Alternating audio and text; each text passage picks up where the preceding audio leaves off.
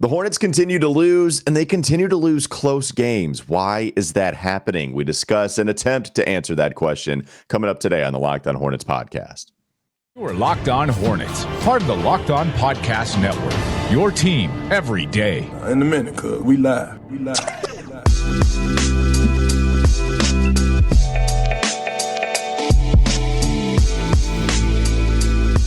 Today's episode is brought to you by PrizePicks. First-time users can receive a 100% instant deposit match up to $100 with promo code Locked On. That's PrizePicks.com, promo code Locked On. Thanks for making us your first listen every day. We're free and available anywhere you get your podcast. That includes YouTube. I'm Walker Mail. You can find me on WFNZ. You can listen to the Hornets games on WFNZ as well. I'll be at the Spectrum Center today from 12 to 3.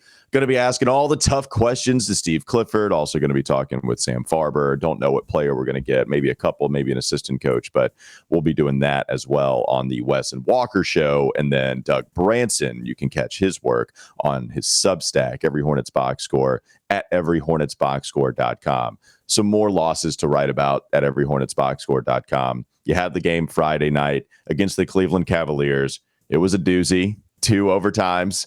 You had Terry Rozier go nuclear at the end. Clutch Terry, certified gamer Terry, as you might call him. He showed up at the very end, and he was awesome. Had the game-tying 3, then had the go-ahead 3 in overtime. But Darius Garland was just a little better trading those haymakers with one another, and Darius Garland was actually doing it in the regular portion of that game. So they eventually fall to the Cavs. And then last night to the Washington Wizards. Close game.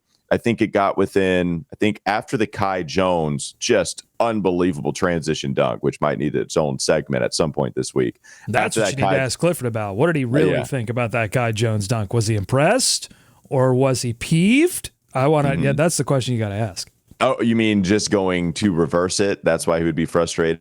Just do a nice old lay-in at that point. Right. In a tight game, you know. Yes, I always get held. By the way, there was a time in my senior year where I could have dunked it and then I laid it in, and I've never been able to live that down. It was a close game though. We won, but everybody wanted me to dunk it, and I didn't because I was scared. Never dunked in a regulation game. Can't say that about Kai Jones, especially with what he did last night. Close game, 106-102. Hornets lose. Fourth quarter, Washington scores 29 points after Washington only scored 18 in the third. And another close game, the Hornets fall. Doug, why is this happening? Can you help me explain this to the people? Can you explain it to the people and maybe even Steve Clifford for us to fix? Well, I mean, I think that game against Cleveland really came down in that overtime period, not to the Darius Garland 3, but what set up the Darius Garland 3, which was P.J. Washington missing a block out on Evan Mobley. And I think a lot of people may have been wondering, why is P.J. Washington even out there responsible for blocking out Evan Mobley? And it was because Clifford rightly went small to guard, to basically switch all pick and rolls, which they Cleveland Cavaliers have been hammering the Hornets with. So they go small, and PJ had an opportunity to block out Evan Mobley, but didn't because he was ball watching a little bit, watched the shot go up by Mitchell for just like a half second too long, and Mobley beat him to the spot. So that's one play where you lose a game essentially on that play because in the second overtime, they just ran out of gas. And the guards were too good for Cleveland. And Washington, I thought they took a lead into the fourth quarter, and that horrible fourth quarter start that they had was really what sank them. Kuzma got the switch on Richards, step back 3.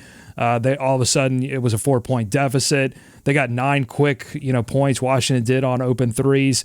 But there was a particular play, 10:20 to go in the fourth quarter, I wrote this down in my notebook, just could not get a defensive rebound. And it was really like Nick Richards letting Taj Gibson run through the lane. He was playing two-hand touch, not being physical at all. And then the miscommunication between Richards and Terry Rozier. Terry Rozier was standing on the basket for some reason. Like he almost got a defensive 3-second call on that. Instead, they let I believe it was Jordan Goodwin hit that 3. And so it's just lack of physicality. It's lack of awareness and defensive rebounding. And Clifford mentioned toughness. But I would also say, Walker, they're not hitting three-pointers. Like, they're not hitting shots, and that's killing them. No, they're not hitting at all. I mean, if you go to the last 2 games, I'll try to bring up these box scores real quick, but the one against Washington, I mean, they shot under 40% overall from the field. They were 8 of 32 from three-point land, and they shot 25%. If you go to the game against Cleveland, those numbers are actually inflated because they hit shots at the very end. Yeah, I mean, it counts. The only reason I'm making that point is because, remember, the comeback they had to endure in order to force it to overtime, right? They were down 10. Well, they were down 10 with like less than a minute to go, and they just hit shot. I think they hit 4 3-pointers right there to tie the game. It's crazy. So huge threes, monstrous threes from PJ, from Kelly, and then, of course, from Terry Rozier in regulation and in overtime with the go-ahead three. It was just Darius Garland is, oh, God. Like, Darius Garland's awesome. What he was doing in this game was crazy. Yes, having Donovan Mitchell helps, too, where he scores 34. And you bring up Evan Mobley. I thought, I was in the studio at WFNZ, and somebody said, oh, hell yeah, Terry's got Evan Mobley on him. This should be cake. And I was like, no, this is by design. This is not because Evan Mobley, this is not some switch they were able to get on a big guy. This is by design, and Evan Mobley stayed all sorts of in front of Terry, and then it was a great contest on a fadeaway. That team, man, in Cleveland, I think to me, that just came down to having freaking dudes. Donovan, Darius, Jarrett Allen did a lot of the dirty work going into the fourth quarter. Evan Mobley, 9 of 14, but also defensively, how about 18 rebounds, 5 assists? Cleveland is just freaking good. So that, but you're right. Having lots of talent and having lots of shot making talent can help you in the NBA. Because remember, Cleveland came into that game on a 5-game losing streak, so they were dealing with their own sets of problems despite all of that talent. But that talent can lift you up and out of those streaks. And right now, the Hornets have lost 11 of their last 12 games. And I understand Steve Clifford coming out and being upset about the toughness, about being upset about that stretch at the beginning of the fourth quarter. What I would posit is that, yes, that it is true that missed blockout, and Cleveland lost in the game. It is true, I think, that the beginning portion of the fourth quarter and not being able to get a defensive rebound lost them that game. But you're not in that position if you just hit a few more three-pointers, because the defense overall has been good enough, has been clamping down on really decent offensive teams, and yet you get 3 of 14 from Terry Rozier, 0 of 6 from 3.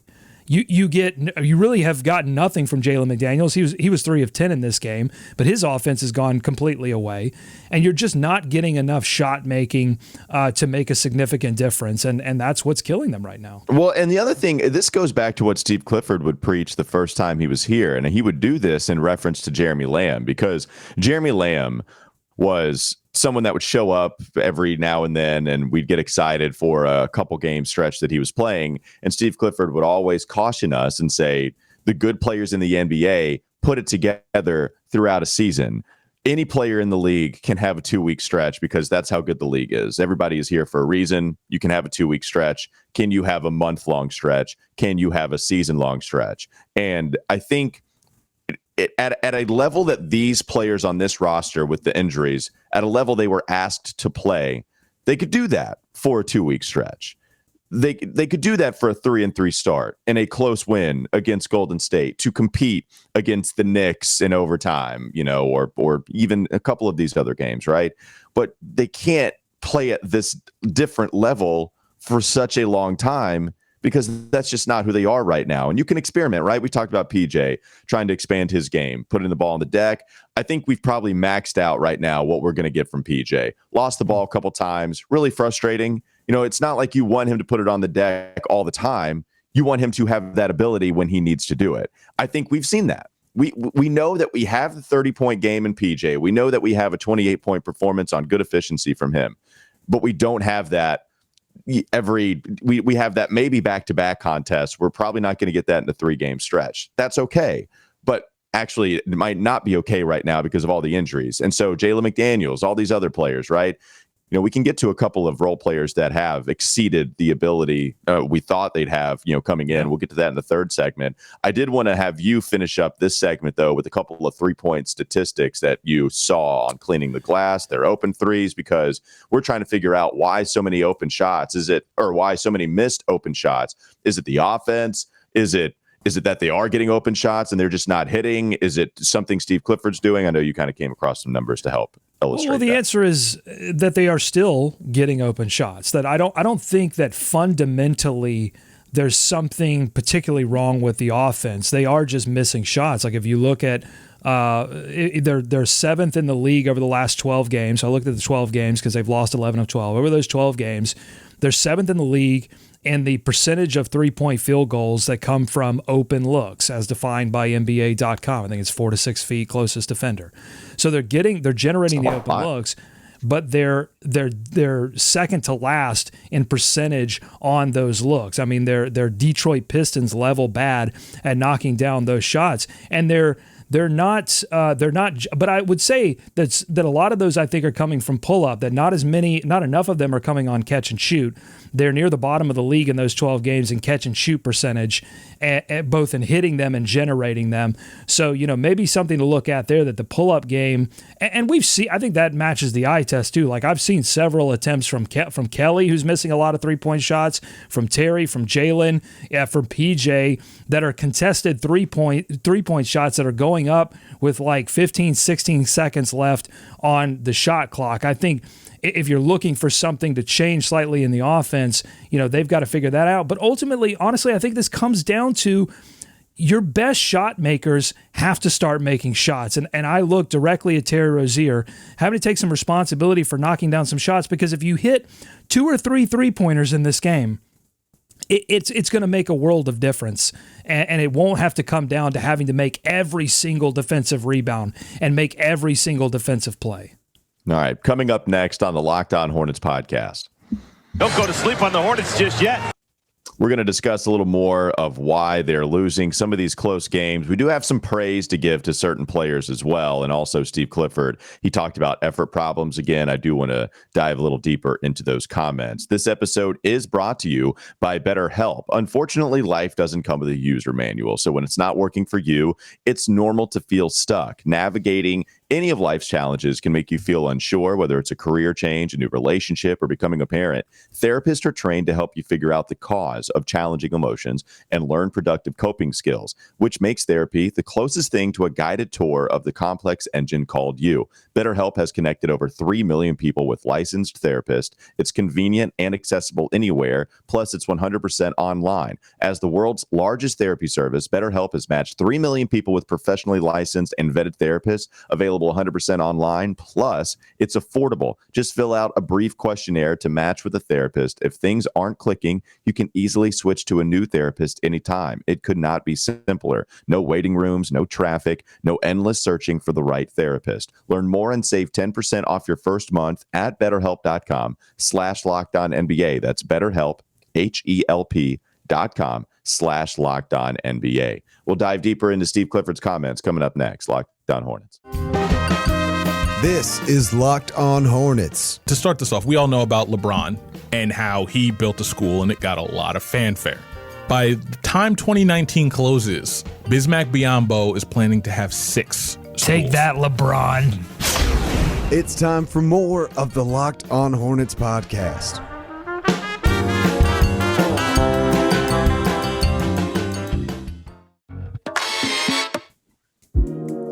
Thanks for making Locked On Hornets your first listen today. Make your next listen Locked On Sports today. From the games that matter the most to the biggest stories in sports, go beyond the scoreboard and behind the scenes with local experts and insights only Locked On can provide.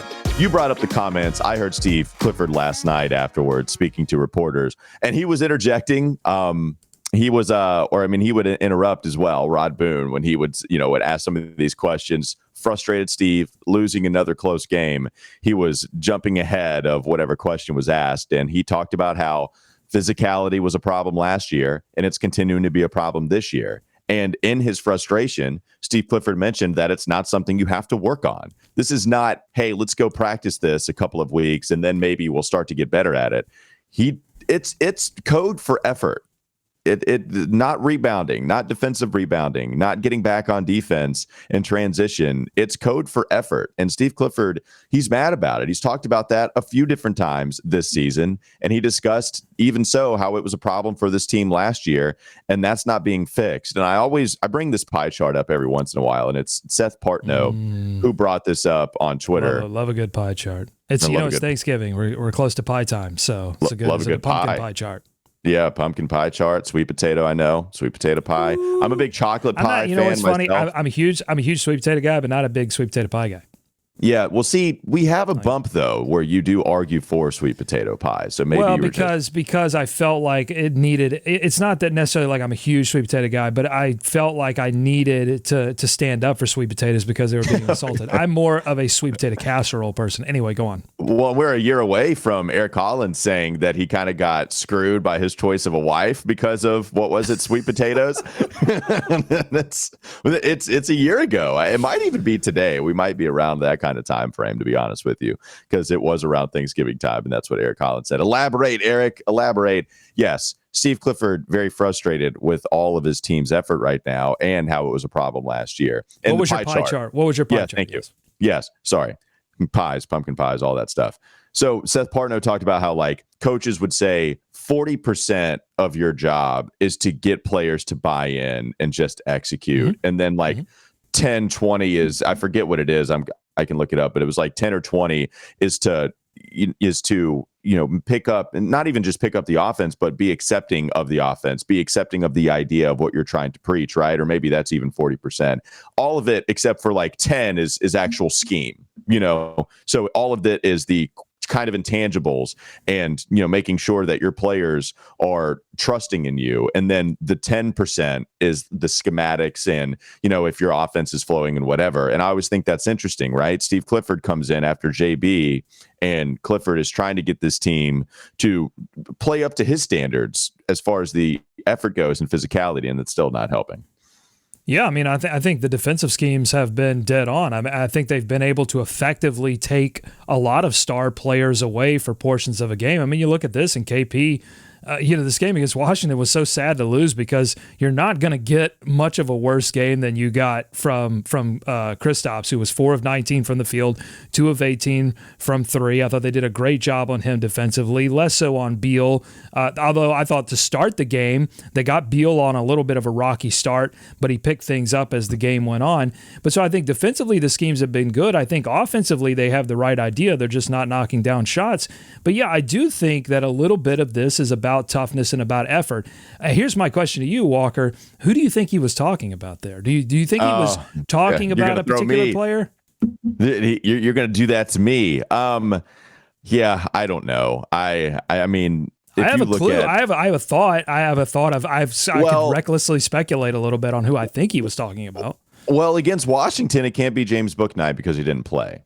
That's and right, I wonder. I wonder if Bouknight is someone that is in that umbrella under that because of the way that he was speaking. And now Bouknight's not playing anymore. Seems like he might be out of the rotation. Did play 12 minutes against Cleveland, but didn't score a point. I mean, just not many good box scores to point to for James Bouknight, which wasn't really true last year, right? Like James Bouknight wouldn't get played all that much, but when JB put him out there were a few games you could point to and say, awesome, that's the blow-up game, that's the potential. But I won't ramble on Bouknight. It just seems like he's out of the rotation. What player do you think it is? Well, I think again, I don't think that he's specifically calling out a particular player, but I will call out some of the toughness and issues that Nick Richards had in this game, and also PJ Washington. I already mentioned in the first segment that play where Richards couldn't get the defensive rebound and really barely tried to block out. I mean, honestly, he didn't get pushed out of the paint, but it looked very similar to what Mark Williams looked like in the preseason, and we were screaming about that. And, Nick Richards is getting double-doubles. He's doing good things on the offensive end, and I think that has a lot of fans wondering why he's not starting over Mason Plumlee at this point. And I think that fourth quarter is a big reason why. That's winning time. That was an opportunity for the team that had a lead going into that fourth quarter to maintain it and get the W, and Clifford cannot rely on Nick Richards to be physical enough to get that defensive board. There was also another play, 8:52 left in the fourth quarter, where Kuzma backed down Gordon Hayward one-on-one, gets the and one on Gordon. Nobody comes to help, and Nick Richards and PJ Washington were right there, and you could hear on the broadcast, because nobody goes to Wizards games either. It's very similar to Spectrum Center, where a huge hot mic game. I mean, there was so many expletives. We heard somebody shot. I forget who it was, and then at the very beginning of the game, somebody said trash shot, and we could hear all. I didn't hear that. I did hear someone scream "all hell no" when Mason Plumlee put a left-handed free throw. It was a free throw jumper, but he put up the he put up the jumper, and somebody. It felt like it was Brad Beal that was like, "Oh hell no." Brad and DSJ, they were chirping. They were going at it. They were chirping too, and unfortunately, I think Brad. Hate to admit it, but I think Brad Beal got DSJ. And now DSJ had Dennis Smith Jr. got a block, though, man. I mean, that block was a very Sun type of block and looked him up and down. Beal had a big shot over him in the fourth quarter, though. But anyway, so what I was saying is that you could hear Clifford screaming at the top of his lungs, "Dig! Dig!" And for those that don't know, dig means when somebody's backing someone down, you want another player digging down, going down and trying to steal the basketball, doubling down on that post up. And nobody does it. Nick doesn't react. PJ doesn't react. And so it's just little stuff like that you can just feel the anger bubbling up in Steve Clifford, because he knows when you're playing on the margins like the Hornets are, when you're missing your only all-star player in LaMelo Ball who can single-handedly transform a game. That's really only something I think Kelly Oubre can do for the Hornets right now, is like singularly move a game in a different direction. Terry Rozier's not doing it. Gordon's his arm is dead. I mean, he can't, you know what I'm saying? Like he did some great things in this game. Gordon Hayward did, but you can't rely on him right now. He's too hurt. They're playing guys that are hurt. They did it with LaMelo. They're playing Gordon right now. Yeah. Yeah, it's difficult to watch, but when you're playing on the margins like that, those are the kinds of things that decide games. And so, yeah, I mean, I think it's Nick Richards and PJ Washington not playing tough enough. I'll say it. If Clifford can't say it, I'll say it. I don't think he can. I mean, maybe not to the public. Maybe behind. Well, it wouldn't be smart to say it, right? I mean, no, it would not. He understands like how to. And I'm sure he's saying it in maybe a little bit less subtle way behind the scenes, but he's not going to go out there in the media and do that. I want to finish with Nick Richards a little more so, because he continues to be an amazing offensive rebounder. I mean, he had 4 in this game, and he had 6 defensive rebounds, which you'll take from Nick Richards at this point, but he has 10 total, right? But 4 of them offensive rebounds. We know how good of a offensive glass type of guy he is. I do think he's so much better at that end, because, and you see this every once in a while, where guys are awesome offensive rebounders and it just doesn't translate to the defensive end. And it's weird, right? It almost feels like a faux pas. It feels like somebody messed up in the stats, but it's true. I think when you're an offensive rebounder, you can get downhill a little more. You have more space to work with, where when you're blocking out, your responsibility at that point is only your guy, right? So I'm supposed to block out my guy and make sure he doesn't get it. For me, when I was playing, that was my only responsibility. I was like, this guy's not going to get the basketball. But it didn't necessarily mean that I had to get the basketball. And I wonder if Nick, when he does block out, he doesn't have you are the aggressor on offensive rebounds, because you get downhill, you can start to create a little bit more speed. You can even push some power in there where you're starting from nothing, right? You're trying to get a low base and push back out from nothing where you don't have a running start. And I think Nick kind of thrives on the running starts. I think he kind of just 1-2 steps of momentum, that goes a long way, and you get better vision. Because if you have to switch around like this, right? So nobody can see, but you have to turn around and look at the basket when you're trying to box out. And that gets in people's heads every once in a while when you're talking about these centers who have a better offensive-minded game for rebounding than they do defensive-minded game.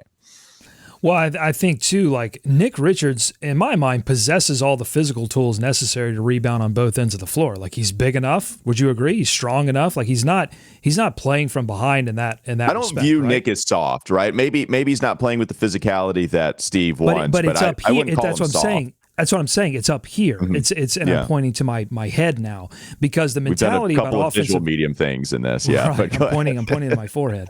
It's up there, right? Because on the offensive end of the floor, the offensive rebound, it's really about beating someone to the spot and grabbing the basketball, and then you've got a mind to score at that point, which Nick Richards excels at. It's not just that he can get offensive rebounds; it's that he knows he can put up numbers in the putback game, which, because the Hornets have been not hitting shots, has been essential to the Hornets even being moderately good at offense. Has been the putback game. It has been a big part of their game.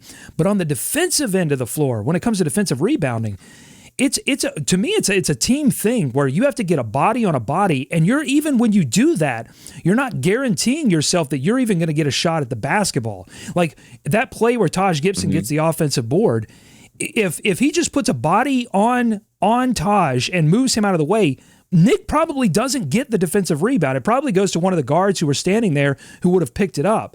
But he had to put a body on a body. Instead, he was looking for the basketball. And I think that's often the mistake that people make on the defensive end of the floor is instead of focusing on body, they're focusing on where's the basketball, let me go get the basketball. And it doesn't work like that. That's why I always like the messaging more so to players, whether it be coaching, whatever the message is coming from or whatever source. It's make sure your guy doesn't get it, and then hold him for a second or two, and then you can go get it. But let that ball bounce a couple times. I mean, we would do drills like that. I'm sure other people listening, maybe if you're coaching, maybe you've done drills like that in high school and it's simple, right? It's like, oh, okay, now I fixed the Hornets' problems. That's not what I mean. But if you make sure that your defensive guy does not get the board, then it doesn't matter if you necessarily get it as much, but you do have to go collect it after a second, right? Like somebody does, and that's the problem. If you do it, then and you don't let your guy get it, it goes a long way.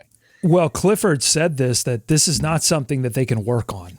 Right? I mean, they're not going to run drills in the middle of a regular season to talk about defensive rebounding. This is stuff that everybody knows how to do. When you get to this level, you know how to do it. It's really a question of your desire to do so, your understanding of the impact that not allowing that offensive rebound is going to have. And if they don't understand it, if Nick Richards and PJ Washington and the rest of this team does not understand the impact that an offensive rebound can have on this particular team, then I don't know that they're ever going to understand it. And I don't know what Steve Clifford can do to necessarily change that. Here's the problem. This team wasn't built on those kinds of things, right? This team was built before Steve Clifford got here, and he's trying to sort of cut and paste his model on a team that he admits is built to run and not necessarily built to be he's been it a million times. It's not built Ford tough, okay? He's dealing with a Chevy and trying to act like it needs to be Ford tough, and I think that's where the problem is. And if they would just hit a couple of more shots, they'd probably look closer to the 43-win team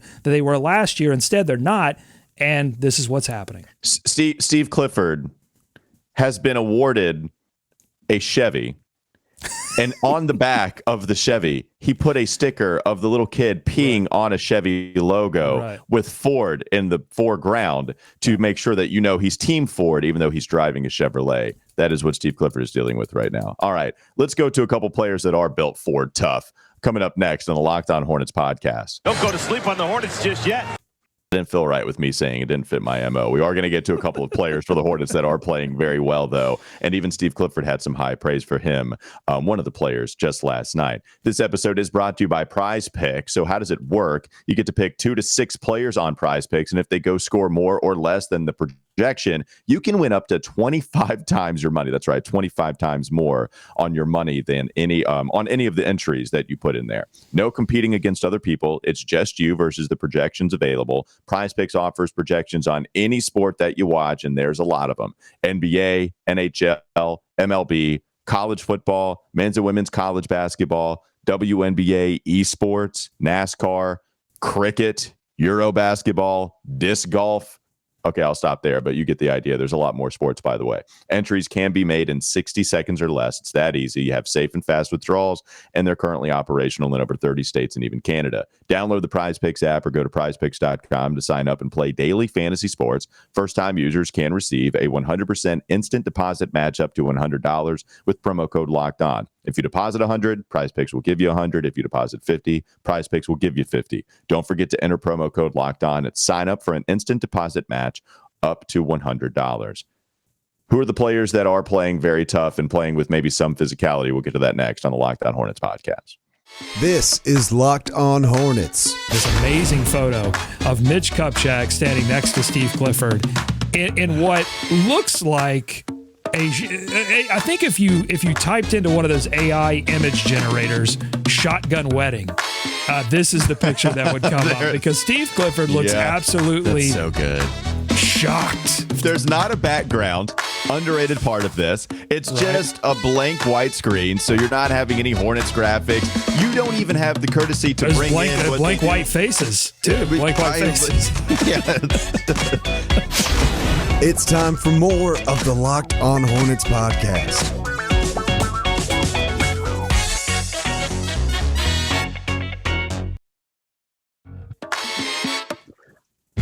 Let's finish with some redeeming comments about the players here, Doug, because it's been brutal watching the Hornets. Couple things I wanted to talk about, and you can see on the graphic if you're watching on YouTube.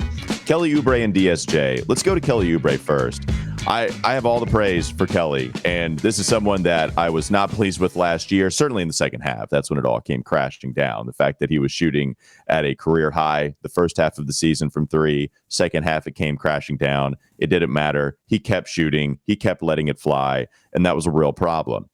He did discuss early this year that he needed to play more so inside out. That has been a Steve Cliffordism this entire year. You've heard, guys need to get into a rhythm. That's always been a big Steve Clifford thing, and playing inside out. I feel like Kelly has bought into that, and the numbers, yes, I'm using them to make my argument. Of course, that's what you do with any stat. I do think that if you look at the percentage of the stats of the shots that he's taking, of what he's making, he's actually shooting a little bit worse at the rim this year, but he's taking so much more shots with inside the three-point arc that it's really helping him. So changing his style has really helped. Now, overall field goal percentage, I don't think is as good, but that's because I think the three-point shot is so poor. It's shooting like 32% from three this year. That's worse than what he was shooting last year, but he's helping himself out by driving, attacking, and he's made a lot of tough shots. So I like what Kelly has done offensively. I think he has played better defensively this year. There's been a couple steals that he's just been the beneficiary of with him being in the same area, but I do think Kelly has been a little more involved in the passing lane. So I do think Kelly's playing better. Last thing I'll say too, I just want to shed all of the light, all of the positivity on what is the best story for the Hornets right now, and it's Dennis Smith Jr. The injury that he suffered, that hurt this team defensively. I think the numbers kind of told that as well. For me, Dennis Smith Jr. had three awesome defensive plays. Like not, okay, that's pretty good. No, three fantastic defensive plays. One was the block on Bradley Beal ISO, just swatted it and got it going. Brought some nasty to it and was talking to the team's best player. Also, just ripped it from Kristaps Porzingis down low. Just took his cookies. And then three, the transition block on Goodwin.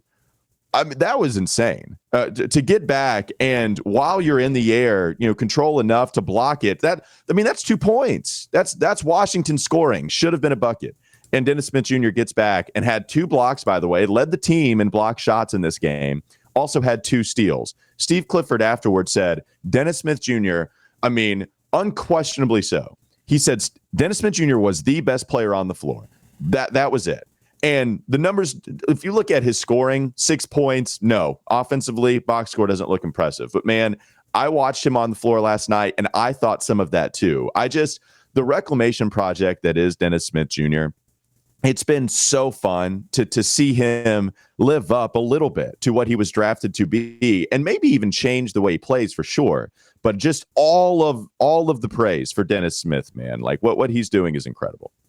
It is really incredible. I want to go back to Kelly and say that I don't think that there's a single universe that exists in the multiverse where Doug Branson came on the Locked On Hornets podcast and anticipated that Kelly Oubre would be making a bigger impact than Terry Rozier on the Charlotte Hornets this season. I just did not expect that. He had worked himself out of Borrego's rotation by the end of last season because there were all kinds of issues with the shot making and decision making in general. Now he is in these past 12 games, which have been losing affairs for the Charlotte Hornets, but it's not been because of Kelly Oubre, who is third on the team in rebounding. Like, again, just shocking that he would be giving that kind of effort on the boards. Still not passing a ton, I think, in this game. It's like the one area where I don't know that the game is ever going to change, but in this game, I think he had like sort of a Kobe-esque line where he was 10 of 20 from the field, took the most shots on the team, 1 of 7 from 3, 23 points, 0 assists. Oh yeah, that's him. He does. But not 7 rebounds. Like, he's making the impact and he's hitting tough shots. On the DSJ front, he had 2 steals in that third quarter where the Hornets wrestled the lead away from Washington when it just seemed like they were really not going to compete at all with the Wizards. He was a big part of getting into the lead. And then that block that you mentioned that happened in transition, remember, they were down 8 at that point because that was after that bad fourth quarter stretch that got them down 8. That would have been down 10, and I think at that point that would have been game over. I think that block saved the game and gave them at least an opportunity.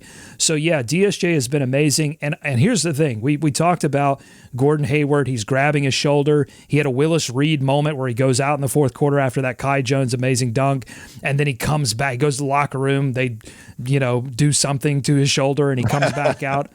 And but if he clearly needs to sit for a little while longer. It's unfortunate, right? I mean, for myriad of reasons, but he's not healthy. It would honestly it would probably make the team worse, but it would make the team better at guard at least, because then you could start Dennis Smith Jr., play in more minutes alongside Terry Rozier, Kelly Oubre, PJ, and Mason. Because the starting unit's still getting blitzed. The one starting unit that has worked this season, that has a positive point differential, is the one I just mentioned. DSJ, Terry, Kelly, PJ, and Mason Plumlee. So it would at least get you to that starting lineup and would get Gordon 100% healthy for some, future return. I think Dennis Smith Jr. is doing a lot of the lifting there too, and you can look in the plus-minus column of this game. Yeah, it's not the indicative stat. Totally get it. Dennis Smith Jr. also finished with the highest plus-minus in this game, and there were some really low plus-minuses in this game. But here's the thing, only 25 minutes. Terry Rozier played 37 minutes in this game. Kelly Oubre played 29. He earned it. Mason played 30. There's issues there that we're going to talk about later this week in terms of the center position. They've got quite a conundrum on their hands. PJ got 34. So, I think you got to reevaluate that. Ultimately, you have to reevaluate Dennis Smith Jr. only getting 25 minutes. He's making too much of an impact not to play him more. And we have to tease ahead because we didn't really talk about that Kai Jones dunk. We will talk about it this week and his minutes that he's been getting. That have only been a few, but they've been important minutes. And I can't wait to talk more about Kai Jones later this week. Starting to tick up. Got 8 in this game, and those are the Thor minutes. Sorry for the more Thor move. He's exciting, man. He's exciting. That dunk was crazy. All right, let's talk about Kai Jones as the week goes on. Thanks for making us your first listen today. For your second listen, check out Locked On Sports today. From the games that matter the most to the biggest stories in sports, go beyond the scoreboard and behind the scenes with local experts and insight only Locked On can provide. Locked On Sports today, available on this app, YouTube, and wherever you get your podcasts. Have a great rest of your day. We'll be back with you tomorrow.